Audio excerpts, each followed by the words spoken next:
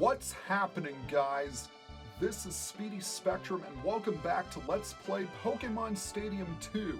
In the last episode, we conquered the Johto Gym Leader Castle, but our toughest challenge resides at the top. It is here we must fight against the Elite Four, the cream of the crop. This is a series of 5 battles against the Elite Four and the champion. You have to fight all of them one after the other, much like you do in the mainstream games, until you defeat them all or are defeated yourself. I'm once again going to stick with my usual team. It served me well in the Gym Leader Castle, and I think it should serve me well here.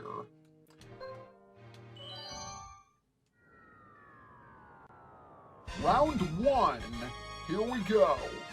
So, you have finally reached me. Alright, prepare for battle. Our first match is against Will, the master of psychic types. And because of his type specialty, Tyranitar is an ideal choice to lead off with. I'm also going to bring in Machamp, just in case that Clefable shows up. As for my third choice, I'm going to bring in Ho-Oh. I'll need to find some way of dealing with that Exeggutor and Jynx, should they show up. Whoa! Following the Challenger's victories over the Gym Leader, the Elite Four have barred the way. The leadoff battler is Will, the Psychic Pokemon user. And we finally get to listen to the Johto Gym Leader theme, easily one of my favorite songs in the entire franchise, also a rather underrated one. But in this game, no, it's the Elite Four theme, and I am pumped. And I think I'm going to switch out because this is not the best matchup for me. He's led off with his Jynx, Ice Psychic type, holding an Ice Berry, with the moves Psychic, Ice Punch, Body Slam, and Doubleslap.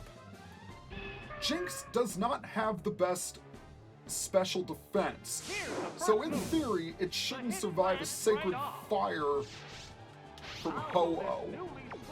But only time will tell. Let's see if we can burn Jynx to smithereens or cinders. That might be a better word to use. Super effective, and down it goes! A one-hit KO! Very nice! And all that was left was the hair.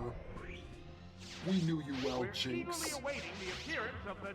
Pokemon number 2 is going to be Xatu. Xatu is a Psychic and Flying type, and I'm going to switch back to Tyranitar for this one.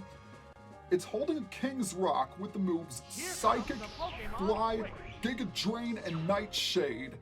The only thing to worry about on Xatu, as far as Tyranitar is concerned, is Giga Drain.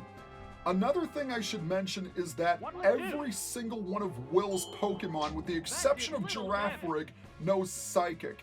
So expect to take a lot of stab damage, as your Pokemon are going to be taking some heavy damage.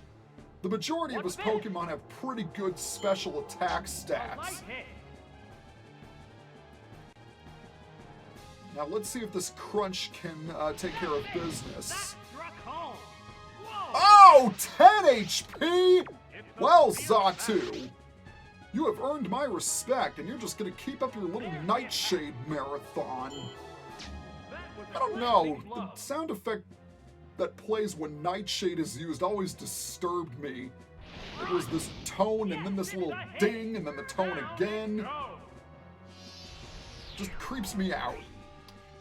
Alright, 2 Pokemon down, and only 1 left to go. And his last Pokemon is Exeggutor.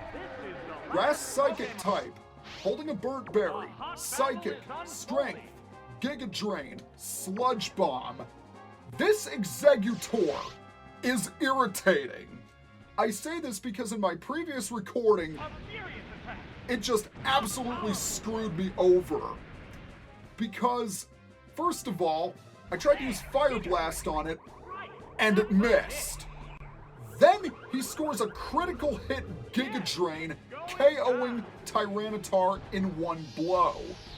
So I try to send out Starmie and paralyze it with Thunder Wave, which succeeds, and he uses Giga Drain again and gets a second critical hit, KOing Starmie in one blow.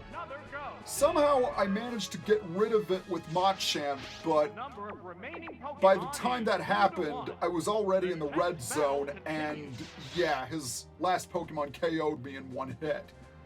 So that match was irritating, and it bothered me greatly. And that's not going to happen this time, because Exeggutor is taken down. So note to self, use a fire Pokemon rather than a water Pokemon. In any case, Will has been defeated. Very nice. I always thought Will had a peculiar appearance. I'm impressed. I have no regrets about this. Go on ahead. Well, he's certainly a better sport than he was in the games, because in Gold, Silver, and Crystal, he said that he couldn't believe it, and that he'd continue battling until he was the best, much like every trainer does, now that I think about it. Also, he had 2 Xatus in that game. But that's not important. Round 2 is against a familiar face. Ah, so it is you who defeated Will? Interesting. Yep, we have to fight the second Elite Four member, Koga. He was the gym leader of Fuchsia City in Red, Blue, and Yellow, and now he is a member of the Elite Four. He still specializes in poison Pokemon, so I'm going to lead off with Mewtwo, and I'm going to bring Marowak and Starmie as backup. The next opponent is Koga. The challenger must avoid being mesmerized by this skillful ninja. There's a very good chance I could get mesmerized by him due to the strategies that he uses. His first Pokemon, Venomoth, Bug Poison type, holding a Focus Band, Double Team, Toxic, Psybeam, and Giga Drain. Basically what this thing is going to do is that it will try and use Toxic and then increase its evasion with Double Team. So it will avoid most of your attacks while the poison slowly kills you. All of his Pokemon use that strategy. You need to get rid of his team as quickly as possible before they can set up, because you don't want to deal with Toxic while your attacks miss. It's irritating. That's something I've always liked about Koga. He tended to use these very interesting strategies. And speaking of interesting Pokemon, Gligar. Ground Flying type, holding a Mint-Berry with the moves Double Team, Toxic, Iron Tail, and Sandstorm. Koga isn't one to use brute force. That's the simplest way I can put it. He much rather prefers inflicting status ailments on your team. And now we have to deal with this Golbat. Poison Flying type, holding a PRZCure berry, with the moves Double Team, Toxic, Detect, and Wing Attack. Not a very difficult Pokemon at all due to its incredibly low special defense. Golbat is, however, quite fast. And it kind of surprises me that he doesn't have a Crobat, given how he had one in Gold, Silver, and Crystal. But what can you do? All you really need is a fast and strong Psychic type, and Koga is a pretty easy opponent overall. But again, don't let him set up, otherwise you're going to be pulling your hair out. I too must pursue further discipline. I hadn't thought of this earlier, but you could also use attacks like Swift that never miss in case he does set up. Or Haze is another good option. Let's continue onward. Round 3, against another familiar face from Generation 1. It would disturb me for you to underestimate my fighting Pokemon. Get ready! We are up against Bruno, the master of fighting Pokemon. He was the second member of the Elite Four in Kanto, but he has stepped up to the third member in Johto. Once again, I'm going to lead off with Mewtwo, as he's going to have an overwhelming advantage against the majority of Bruno's Pokemon, but I'll also bring Machamp and Starmie along for the ride. Tyranitar, forget it. He's going to get mangled if I send him out. The third opponent is Bruno. How will the challenger bear up against the punishment from his fighting Pokemon? One word, Mewtwo. He sweeps once again. In theory, we'll see what happens. For Bruno's first Pokemon, he's going to send out Blastoise. Kind of an interesting choice on Bruno's team. But anyway, Blastoise is a water type. It is holding a paralyzed Cure Berry, and it is armed with the moves Surf, Headbutt, Ice Punch, and Dynamic Punch. Blastoise has some pretty good defenses. It's easily the most offensive of the three Kanto starters, and I don't know if a Thunderbolt will get rid of it. No, not quite. It's going to strike back with Surf, but that shouldn't do much damage. No, it didn't. So another Thunderbolt, and this thing is going down. Watch out for Ice Punch and Dynamic Punch, though, because their side effects can creep up on you all of a sudden. Alright, down goes Blastoise. Gone belly up. Alright, for Pokemon number 2, he's going to send out Machamp, his signature Pokemon. Fighting type, holding a scope lens with the moves Strength, Cross Chop, Earthquake, and Seismic Toss. I have used Machamp throughout my journeys in Gym Leader Castle. I don't need to tell you how utterly savage this thing is. Some of the best physical attack in the game, but not so great in the speed department. Well, so far it's a complete sweep. We'll see if we can make it 3 for 3. Golem is up last. Rock and ground type, holding a Bitter Berry, Headbutt, Magnitude, Rock Throw, and Rock Smash. Golem is really easy. It's extremely defensive, but its special defense is its Achilles heel. So this Ice Beam should get rid of it. Oh, wow! It hung on with only 6 HP! From a Mewtwo, no less! Golem, I salute you. That was impressive. I genuinely think you had no chance of surviving that, but you did. Well done, Golem. I must applaud you. Well, that was one surprise. Maybe we're in for some more. Man, that Golem is a fighter! To take an Ice Beam from a Mewtwo. The world is huge. I must redo my training. I think he said something similar in the Gold, Silver, and Crystal games. I don't know. I'm thinking about this too much. Only one member of the Elite Four is left. So let's take her on. Round 4. I am unlike the 3 you've already met. Indeed she is. This is Karen. And although her team might say otherwise, she is in fact a Dark Pokemon user. But much like in Gold, Silver, and Crystal, she adds a couple of other types to the mix. This might be a little tricky. I should lead off with Machamp, but the problem is Murkrow is also part flying. So I'm actually going to lead off with Ho-Oh instead to deal with those 2 grass Pokemon. I'll also bring Starmie in case Magmar shows up. And for backup, let's bring Machamp.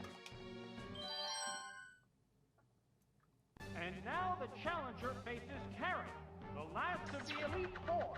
Will the challenger be able to thwart her Dark-type Pokemon and taste sweet victory? I hope so, because I'm hoping this strategy of mine is going to work. Her first Pokemon is going to be Umbreon. Umbreon is a Dark type, holding a Quick Claw with the moves Attract, Psychic, Pursuit, and Confuse Ray. I could switch into Machamp, but there's a chance that Umbreon could use Psychic on me. Psychic is its most powerful attack, but then again, Umbreon doesn't have the greatest special attack. It's a wall. It's the defensive counterpart of Espeon. I'm going to hit it with the Sacred Fire to see how much damage it does, because there's also a chance that it could confuse me. And if that happens, I'll be prepared. Oh, and it's burned! Excellent! Well, that certainly helps. Ah, it does indeed go for the Confuse Ray. It's become confused. Not what I would say. Outstanding. Now's a good time to switch into Machamp. The reason why I'm a little skeptical about sending in Machamp is not only due to Psychic, but because Karen loves infatuation. Like every other female trainer that I've fought in this game. And we all know how much I love being infatuated from Attract. Okay, that Psychic was pretty weak. And that makes sense because, as I said before, Umbreon's a tank. Really, really good defenses. Even if you hit it with a super effective attack, it might not do as much damage as you think. And now Machamp is confused. But thankfully, it's got a Bitter Berry. So, yeah, this should work out. I got really lucky with that burn. Because if Umbreon was at full health, I don't think Cross Chop would have KO'd it. That's just how good of a tank Umbreon is. Even though I do prefer Espeon in general. Alright, now we've got to deal with Vileplume, which is a prime target for Ho-Oh. Vileplume is a grass and poison type, and it is armed with the moves Attract, Stun Spore, Giga Drain, and Sludge Bomb. It's also holding an Ice Berry. I tell you what, I'm going to set up a light screen because I have a feeling it's going to try and use Stun Spore. And I don't want it paralyzing Ho-Oh. Or it could go for the Attract, that's another possibility. But I can just switch out, so that's not much of an issue. So let's switch into Ho-Oh. Because Vileplume won't survive a Sacred Fire. I can guarantee that. The worst thing that Vileplume can do to me is poison me with, or paralyze me with Stun Spore. It's got Stun Spore, not Poison Batter. Indeed, it does go for the Stun Spore. Oh, and it did paralyze me. That's unfortunate. So now I have to fight my way through the paralysis, which is a big pain in the butt. And while I'm paralyzed, it's just gonna spam Sludge Bomb over and over again. But the Sacred Fire does go through. Alright, this is good. This fight is turning out to be a lot more technical than the others, but I kind of expected that, because Karen can be really tough if you don't have the right team. And obviously Attract is a major issue, and her final Pokemon is Victory Bell. Victory Bell is a grass and poison type, much like Vileplume. It's holding a Mint Berry, and it is armed with Attract, Acid, Stun Spore, and Razor Leaf. Pretty similar to her Vileplume overall, except it uses Razor Leaf instead of Giga Drain. And Razor Leaf, as you know, has a high critical hit ratio, so you'll want to be careful of that. But thankfully it's got Acid instead of Sludge Bomb. But that's nothing to worry about. Down goes Victory Bell. And now the victory will be ours. Sorry, bad pun. But I think I've earned the right to make a bad pun, because that was the last of the Elite Four. Yeah, they proved to be a lot trickier than the gym leaders, I have to say. Particularly Karen. And that golem that survived an attack from Mewtwo. The champion is looking forward to meeting you. Good! I look forward to meeting him. Well, that is it for the Elite Four. But we still have one more trainer to fight against. It looks like even the Elite Four couldn't stop you. I'm your last opponent in the Johto Castle. The champion is none other than Lance, the Dragon Master. And I am pumped for this battle. I've been waiting for you. Allow me to test your skill. Lance, the Dragon Master, stands before us as our final challenge in Johto. For the championship match, Starmie is going to be my biggest weapon. I will also bring in Mewtwo because its Ice Beam will take care of Dragonite in theory. And let's bring in Machamp as well, just in case he decides to use Steelix or Charizard. Finally, this is absolutely it. The last battle. The opponent is Lance. The curtains have risen for this fateful encounter. A remix of the rival battle theme from Gold, Silver, and Crystal, and a giant Charizard statue in the background. You can't do much better than a final showdown like this. And Lance is leading off with his signature Pokemon, Dragonite. Dragon Flying type, holding a Focus Band. Hyper Beam, Thunder, Steel Wing, Dragon Breath. Every single one of Lance's Pokemon knows the lethal Hyper Beam.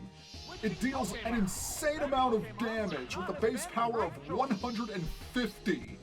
However, after attacking, the user is forced to wait a turn to recharge.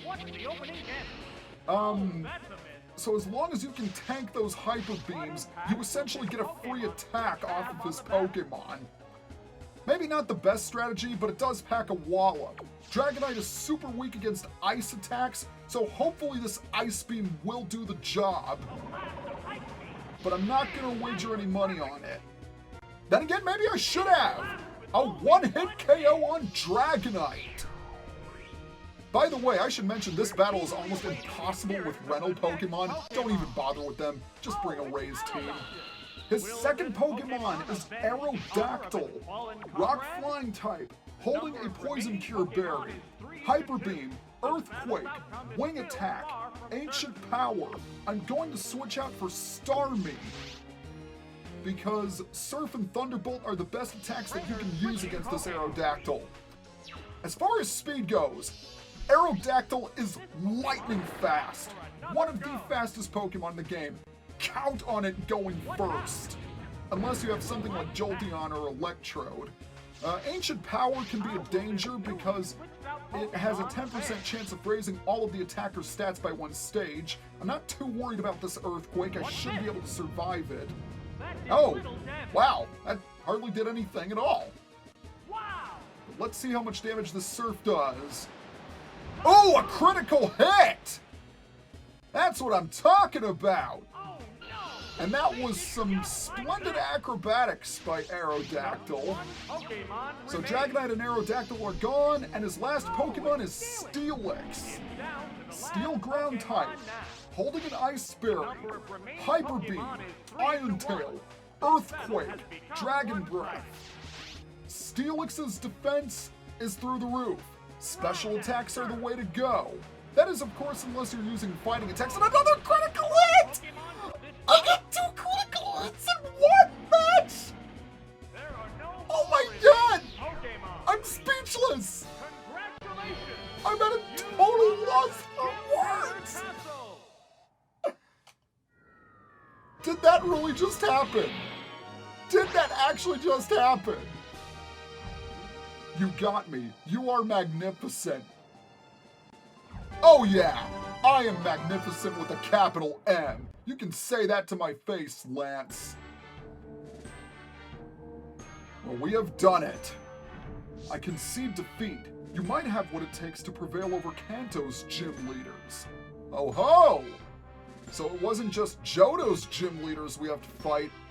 We've got Kanto's gym leaders to battle.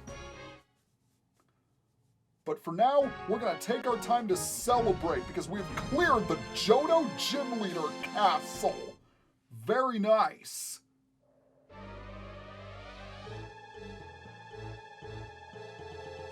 Hello. So you're the trainer who conquered Johto Castle. Come on, I'll take you anytime. Yes, indeed. Not only do we have the Johto Gym Leaders to fight, now we're gonna fight all of the gym leaders in Kanto. And we're going to do that in the next video. See you guys next time.